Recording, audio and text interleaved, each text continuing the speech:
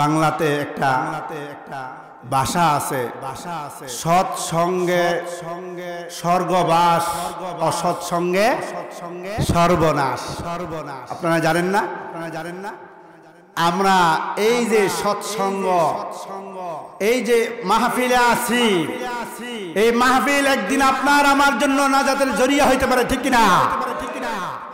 এই জন্য আপনারা খুশি না বেজার? কেমন খুশি? বেশি না কম? আমরা একবার শুকরিয়া আদায় করি, সকলে বলি আলহামদুলিল্লাহ।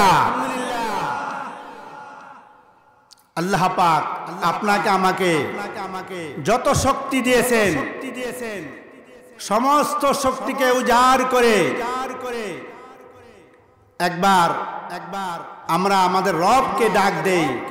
আগে গলাটা ক্লিয়ার করে নেই, কাশি দেন। ঠিক হয়েছে? আওয়াজ উপরে না নিচে? উপরে। আমরা আমাদের সর্বশক্তি দিয়ে আমাদের রবকে, আমাদের সৃষ্টিকর্তাকে একবার ডাক দেয়, আল্লাহ। আমাদের পালনকর্তাকে, আমাদের রিজিক কর্তাকে, আমাদের হায়াতের মালিককে, আমাদের মওতের মালিককে। আল্লাহ পাক বলেন, ফাইদা রাকিবু ফিল ফুলক দাউল্লাহ মুখলিসিনা লাহুদ্দিন। আল্লাহু আকবার।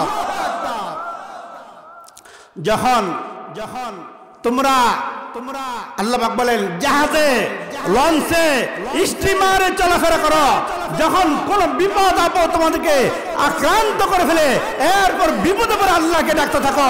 আমরা বিপদে পড়ে আল্লাহকে ডাকি না, আমরা সব সময় আল্লাহকে ডাকি, ঠিক না?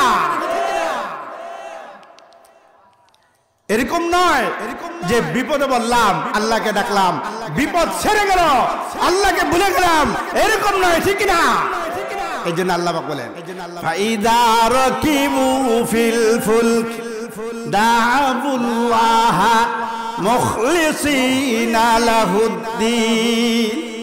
এরপর আল্লাহ পাক বলেন, ফালাম্মা নাজ্জাহুম, আমি যখন তোমাদেরকে মুক্তি দিয়ে দেই, বিপদ থেকে উদ্ধার করি, ইদাহুম ইউশরিকুন। আল্লাহু আকবার, আল্লাহু আকবার।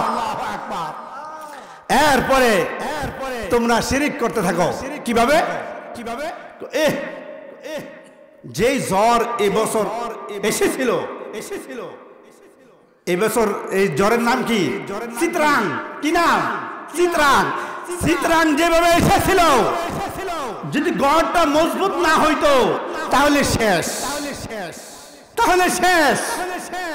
যদি আমার সন্তান বিদেশে না থাকতো তাহলে আমি শেষ। যদি এরকম ভাবে গাড়িটা দামি না হতো, মজবুত না হতো, তাহলে আমি শেষ। আল্লাহ পাক বলেন, না বান্দা, তোমার ঘর, নতুন ঘর, মজবুত ঘর তোমাকে বাঁচায় নাই। জাহাজ ভালো, দামি জাহাজ, এই জন্য তোমাকে বাঁচায় নাই। তোমার গাড়ি ভালো, দামি গাড়ি, এই গাড়ি তোমাকে বাঁচায় নাই। সারেন তোমাকে বাঁচায় নাই, ড্রাইভার তোমাকে বাঁচায় নাই, আমি আল্লাহ তোমাকে বাঁচাইছি, ঠিক না? আল্লাহ পাক বলেন, আমি তোমাদেরকে বাঁচাই। এরপরে এইভাবে শিরক করতে থাকো যে এই বছর গড়টা যেভাবে মজবুত করে তুলছি, যদি খুব মজবুত না করে তুলতাম তাহলে চিত্রাং একদম সয়ে দিত। আল্লাহু আকবার, আল্লাহু আকবার। এগুলা কি ভাই? এগুলা কি শিরক? এগুলা কি শিরক? আল্লাহ পাক বলেন, তো যেই আয়াতখানা আপনাদের সামনে পড়েছি, আল্লাহ পাক বলেন, ওয়া ইয়াউমা ইয়াউদ্দুয যালিমু আলা ইয়াদাইহি ইয়াকুলু ইয়া লাইতানি ইত্তাখাযতু মা'আর রাসূলি সাবিলা ইয়া ওয়াইলাতা লাইতানি লাম আত্তাখিয ফুলানান খলিলা। উকবা নামে একজন নিকৃষ্ট কাফের এই কাফের সে সুন্দর করে আলিশান করে একটি বাড়ি নির্মাণ করলো, একটি ঘর নির্মাণ করে এই ঘর উদ্বোধন করতে হবে। এই জন্য চিন্তা করলো এই মক্কাতে সবচেয়ে ভালো লোকটাকে, ওই লোকটাকে দিয়ে আমি আমার ঘরকে উদ্বোধন করবো। চিল্লায় বলি সুবহানাল্লাহ সুবহানাল্লাহ। সে ভালো একটা নিয়ত করেছে যে আমি একটা এত সুন্দর করে একটা ঘর তুলছি, এই ঘরটাকে আমি উদ্বোধন করব ভালো একজন মানুষ দিয়ে। আমরা ভালো মানুষ কাদেরকে বলি? যাদের টাকা আছে, যাদের ক্ষমতা আছে, যাদের অর্থ আছে, যাদের দাপট আছে, আমরা তাদেরকে ভালো মানুষ বলি। আল্লাহ পাকের ভাষায় তারা ভালো মানুষ নয়। আল্লাহ পাকের ভাষায় যারা আল্লাহ পাকের হুকুম নবীর তরিকা মতন চলতেছে, জীবনকে পরিচালনা করতেছে, তারা হচ্ছে দুনিয়ার সর্বোৎকৃষ্ট মানুষ। ঠিক কিনা? আমরা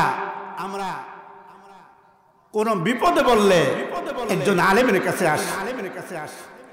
যদি মেয়েকে বিবিকে জিনে ধরে, ভূতে ধরে, পেট ব্যথা করে, এরপরে অন্য সমস্যায় আইসা বলি হুজুর আমাকে একটু পানি পরা দেন, আমাকে একটু পানি পরা দেন। এই কোরআন জার ফুক করার জন্য পৃথিবীতে আসে নাই। এই কোরআন এসেছে কোরআন অনুযায়ী বান্দা তার জীবনকে সুন্দর করবে, আর সে অনুযায়ী জীবন পরিচালনা করে সেই জান্নাতে যাবে। এই জন্য কোরআন এসেছে পৃথিবীতে। ঠিক কিনা? কিন্তু আমরা কোরআনকে জার ফুকের একটা মাধ্যম বানিয়ে নিয়েছি। মনে করতেছি এই কোরআন এসেছে জার ফুকের জন্য। বিপদে বললে হুজুরের কাছে আসি, অন্যথা হুজুর যদি একটু সমস্যা হয় তাহলে আবার চার দোকানে হুজুরের বদনামের শেষ নাই। ঠিক কিনা? যে হুজুর আমার বিবাহ পড়াইলো, যে হুজুর আমার মায়ের বিবাহ পড়াইলো, যে উস্তাদ আমার মেয়ের বিবাহ পড়াইলো, যে উস্তাদ, যে হুজুর, যে আলেম, যে মসজিদের ইমাম আমার মায়ের জানাজা পড়াইলো, আমার বাবার জানাজা পড়াইলো, আমার আত্মীয় স্বজনের জানাজা পড়াইলো, আমার জন্য দোয়া করে। ইমাম সাহেব তার মুনাজাতে মুসল্লিদের জন্য দোয়া করে, আর মুসল্লিরা ইমাম সাহেবকে বাস দেওয়ার চেষ্টা করে। ঠিক না? আমার বন্ধুগণ, তো বলতেছিলাম উকবা যখন ভালো একটা ঘর নির্মাণ করলো, বানাইলো ভালো একজন দামি মানুষ দিয়ে, ঘরটাকে উদ্বোধন করা দরকার, এই চিন্তা করলো। চিন্তা করতে করতে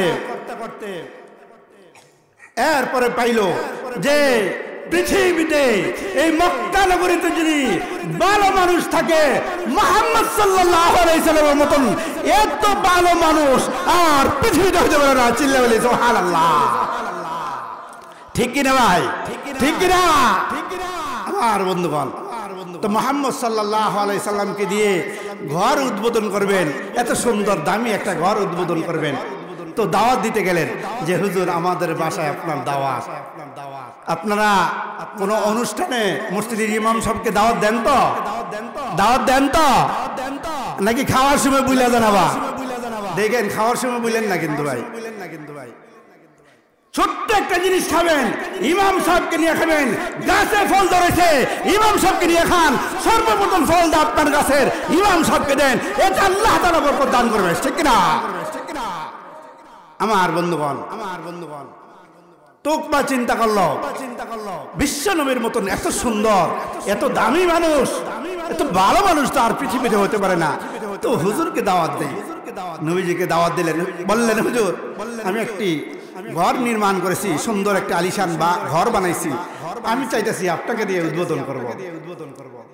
বিশ্বনবী মুহাম্মদুর রাসূলুল্লাহ সাল্লাল্লাহু আলাইহি সাল্লাম তার দাওয়াতকে কবুল করলেন। বাড়িতে গেলেন, আরো কয়েকজন সাহাবীকে নিয়ে গেলেন। দাওয়াত ছাড়া কিন্তু যান নাই, দাওয়াত দিছে, সাহাবীদের সাথে দাওয়াত দিছে। এই জন্য আল্লাহ রাসূল সাহাবীদেরকে নিয়ে গেছেন। আমরা কি করি? আমাদেরকে দাওয়াত দিলে বাড়িতে আন্ডা বাচ্চা যা আছে সব লইয়া মেলা করি। ঠিক না? এটা কি জায়েজ হবে? আপনারা বলেন জায়েজ হবে? একজনকে দাওয়াত দিচ্ছে আপনার ফ্যামিলির, আপনি যে ঘরে সবাইকে নিয়ে যাইতেছেন, বিবিকে বলে আজকে আর দুপুরে খানা পাকানো লাগবে না, অমুকের বাসা দাওয়াত দিছে, খানা পাক বন্ধ, সবাই নিয়ে চলো আমরা দাওয়াত খেয়ে আস। জায়েজ নাই, জায়েজ নাই। ভারতে একটা ঘটনা হয়েছে, এক লোক এরকম চিন্তা করলো সবাই তো যার যার বাচ্চা নিয়ে যায়, তা আমার তো বাচ্চা নাই, আমি কি নিয়ে যাবো? তো সে কি করছে, গরুর একটা বাছুর তো ছিলেন আপনারা, বাছুর নিয়ে ওই খানার অনুষ্ঠানে উপস্থিত করছে। সবাই বলতেছে আরে এই কি করছো, বাছুর নিয়ে আসছো? কয় আমার তো বাচ্চা নাই, তোমাদের তো বাচ্চা আছে, সবাই বাচ্চা নিয়ে আসছো, আমি কি নিয়ে আসবো? আমার তো নাতিপুতিও নাই, এই জন্য গরুর বাছুর নিয়ে আসছে। এই জন্য দাওয়াত আপনাকে দিয়েছে, আরেক বাচ্চাকে নিয়ে যান, আপনার ফ্যামিলির আরো সদস্যদেরকে নিয়ে যান, এটা জায়েজ হবে ভাই, জায়েজ হবে আমার বন্ধুগণ। তো আল্লাহ রাসূল সাল্লাল্লাহু আলাইহি ওয়াসাল্লাম দাওয়াত পাইলেন, নিজেও দাওয়াত পাইলেন, সাহাবীদেরকে নিয়ে যাদেরকে দাওয়াত দিয়েছে তাদেরকে নিয়ে গেলেন। তো খানা খাবেন, এমন সময় হঠাৎ করে চিন্তা আসলো, আরে উকবা তো মুসলমান না, আমি তার খানা খাবো। উকবা মুসলমান না, আমি তার খানা খাবো, তাহলে এই সুযোগে একটা দাওয়াত দিয়ে দিই তাকে, ইসলামের দাওয়াত দিয়ে দিই। তাবলীগের ভাইয়েরা আমাদেরকে দাওয়াত দেয়, আমলের দাওয়াত। তাবলীগের ভাইয়েরা আমাদেরকে কিসের দাওয়াত দেয়? আমলের দাওয়াত। এটা কি বলে যে আপনি মুসলমান হন, এই কথা বলে? অনেকে পেশ লাগায় দেয় যে আমরা তো মুসলমান, আমাদেরকে কেন দাওয়াত দেয়?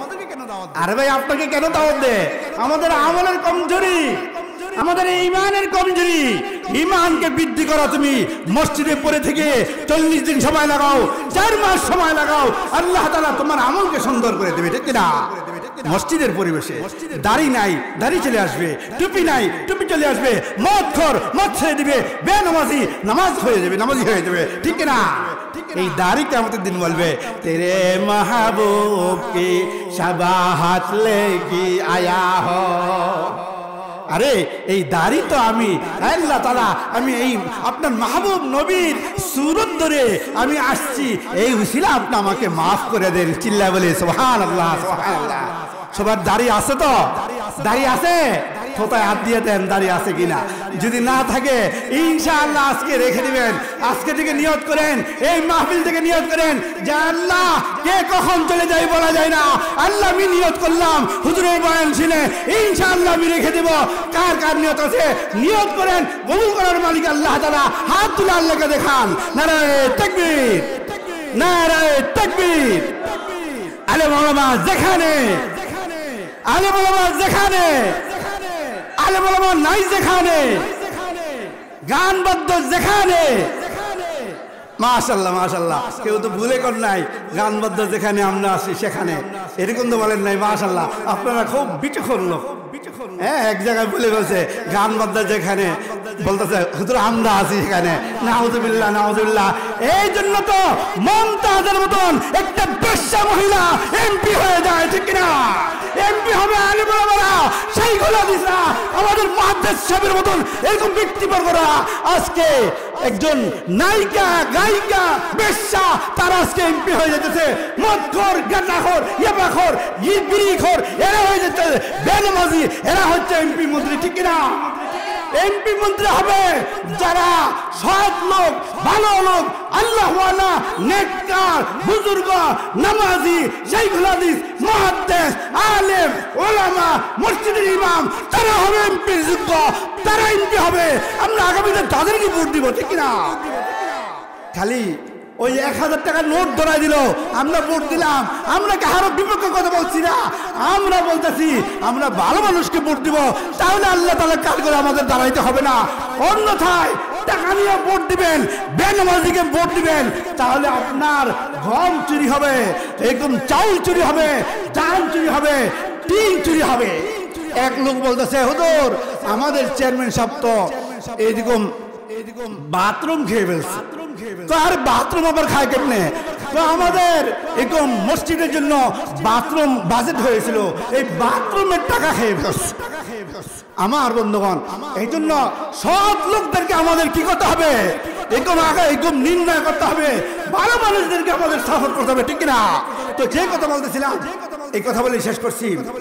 উকবা যখন দাওয়াত দিল, আল্লাহ রাসূল উকবার বাড়িতে গেলেন, খাবেন, এমন সময় মনে পড়লো আরে উকবা তো মুসলমান না, তাকে ইসলামের একটু দাওয়াত দিয়ে দিই, এরপরে সে এইরকম হয়তো মুসলমান হবে আমার দাওয়াতে। তো আল্লাহ রাসূল সাল্লাল্লাহু আলাইহি ওয়াসাল্লাম তাকে বললেন, উকবা তোমার বাড়িতে খানা খাবো, আর তুমি মুসলমান এখন হও নাই, আমার দিল কাঁদে উকবা তোমার জন্যে। তুমি এইভাবে আমাদের সাথে চলাফেরা করে তুমি যদি কোনোদিন কোনো কারণবশত জাহান্নামে যাও, উকবা আমার তো ভালো লাগবে না নবী হয়ে। উকবা তুমি ইসলামটা গ্রহণ করে নাও। যদি তুমি ইসলাম ধর্ম গ্রহণ না করো তাহলে আমি কিন্তু তোমার এই বাড়ির খানা খাবো না, তোমার খানা খাবো না। উকবা চিন্তা করলো, বিশ্ব নবী মুহাম্মদ সাল্লাল্লাহু আলাইহি সাল্লাম আমার বাড়িতে এসেছেন, না খেয়ে যাবেন, এটা তো হতে পারে না। এই জন্য উকবা কি করলো, নবীজিকে সান্ত্বনা দেওয়ার জন্য মুসলমান হয়ে গেল। নবীজিকে সান্ত্বনা দেওয়ার জন্য মুসলমান হয়ে গেল। এরপরে যখন নবীজি খাওয়া দাওয়া শেষ করে চলে আসলেন, চতুর্দিক দিয়া রটে গেল উকবা মুসলমান হয়ে গেছে, চতুর্দিক দিয়া রটে গেল। এরপরে উকবার যে বন্ধুরা আছে, ওই যে বলছি সৎ সঙ্গে সর্বনাশ, অসৎ সঙ্গে সর্বনাশ, সৎ সঙ্গে স্বর্গবাস। আমার বন্ধুগণ, তো উকবার বন্ধুরা তারা বলতেছিল তোমার সাথে জীবনটা কাটিয়ে দিলাম, আর লাস্ট মুহূর্তে মুহাম্মদ সাল্লাল্লাহু আলাইহি সাল্লামের সান্নিধ্যে গিয়ে তুমি মুসলমান হয়ে গেছো, তোমাকে আমাদের সমাজ থেকে বয়কট করলাম, তোমাকে আমরা চিনি না, যাও দূর হয়ে যাও। সবাই যখন কথাবার্তা বন্ধ করে দিল, উকবা বলতেছে আরে আমি তো মুহাম্মদ সাল্লাল্লাহু আলাইহি সাল্লামকে সান্ত্বনা দেওয়ার জন্য আমি মুসলমান হয়েছি, বাস্তবে হাকিকতে আমি মুসলমান হই নাই। আমি যদি সেদিন মুসলমান না হতাম তাহলে মুহাম্মদ সাল্লাল্লাহু আলাইহি সাল্লাম খানা না খেয়ে আমার বাড়ি থেকে যায়, তাহলে খানা না খেয়ে গেলে আমার তো মান ইজ্জত প্লাস্টিক হয়ে যায়। এই জন্য আমি মুসলমান হয়েছি ওই দিন, তাকে সান্ত্বনা দেওয়ার জন্য। এরপরে বন্ধুরা বলতেছে তুমি এই মুহূর্তে গিয়ে তোমার ইসলাম ধর্ম ত্যাগ করো, মুহাম্মদকে জানিয়ে দাও তুমি মুসলমান না, আর তার চেহারায় থুতু নিক্ষেপ করো। নাউজুবিল্লাহ, নাউজুবিল্লাহ। যেই কথা সেই কাজ। উকবা মুহাম্মদ সাল্লাল্লাহু আলাইহি সাল্লামের দরবারে গিয়ে বলতেছে ইয়া রাসূলুল্লাহ, ইয়া হাবিবাল্লাহ, আমি আপনাকে সান্ত্বনা দেওয়ার জন্য মুসলমান হয়েছিলাম, বাস্তবে আমি মুসলমান হইনি। এই যে আপনার ইসলাম ধর্ম, এই কথা বলে সাথে সাথে আল্লাহ রাসূলের চেহারা মুবারকের দিকে এরকম থুতু নিক্ষেপ করে সকলে বলি নাউজুবিল্লাহ, নাউজুবিল্লাহ। আল্লাহ একজন আছেন না, আল্লাহ তো দেখছেন। আল্লাহ তাআলা এই কাজটা তার এই বদামুল্লাহ সহ্য করতে পারেন নাই, সাথে সাথে আল্লাহ তাআলা আয়াত নাযিল করে দিয়েছেন ওয়া ইয়াউমা ইয়া'আবদুয যালিমু আলা ইয়াদাইহি ওয়া ইয়াউমা ইয়া'আবদুয যালিমু আলা ইয়াদাইহি ইয়াকুলু ইয়া লাইতানি ইত্তাখাযতু মা'আর রাসূলি সাবিলা ইয়া ওয়াইলাতা ইয়া ওয়াইলাতা লাইতানি লাম আত্তাখিয ফুলানান খলিলা। আল্লাহু আকবার, আল্লাহু আকবার। এই সমস্ত কাফের বেঈমানেরা একদিন আফসোস করতে করতে হাত খেয়ে ফেলবে, হায় রে আমি কি করলাম, তাদেরকে বন্ধু না বানিয়ে আমি যদি মুহাম্মদ সাল্লাল্লাহু আলাইহি ওয়াসাল্লামের সাথে থাকতাম, আহলে ওলামাদের সাথে থাকতাম, তাহলে আমার জীবন সুন্দর হয়ে যেত, ঠিক না? আমরা ইনশাআল্লাহ আজীবন আলেমদের সাথে আছি তো, ইনশাআল্লাহ থাকবো তো, ইনশাআল্লাহ। আল্লাহ আপনি আমাদেরকে কবুল করেন, সকলে বলি আমিন। আপনারা শুনে খুশি হবেন, আমাদের মঞ্চে উপবিষ্ট হয়েছে এই মুহূর্তে সারা বাংলার আলোড়ন সৃষ্টিকারী বক্তা, বিশ্বনন্দিত মুফাসসিরে কোরআন, যিনি সারা বাংলাদেশে ওয়াজ করে বেড়ান এবং প্রধান বক্তা হিসেবে থাকেন সারা বাংলাদেশে, যিনি ওয়াজ করে বেড়ান। গতকাল হুজুরের সাথে আমি ছিলাম, এরকম ভাবে 1003 ঘন্টা ওয়াজ করছে, সকলে বলে আলহামদুলিল্লাহ। 1003 ঘন্টা বয়ান করেছেন, মানুষ যত পাখির মতন বসে ওনার বয়ান শুনতেছিল।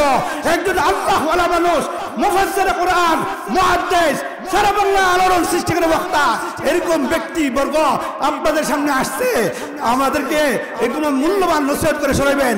আমরা হুজুরে আসার কারণে আমরা খুশি না বেজার, খুশি না বেজার? আল্লাহ তাআলা এরকম আল্লামা মুফতি আতিকুর রহমান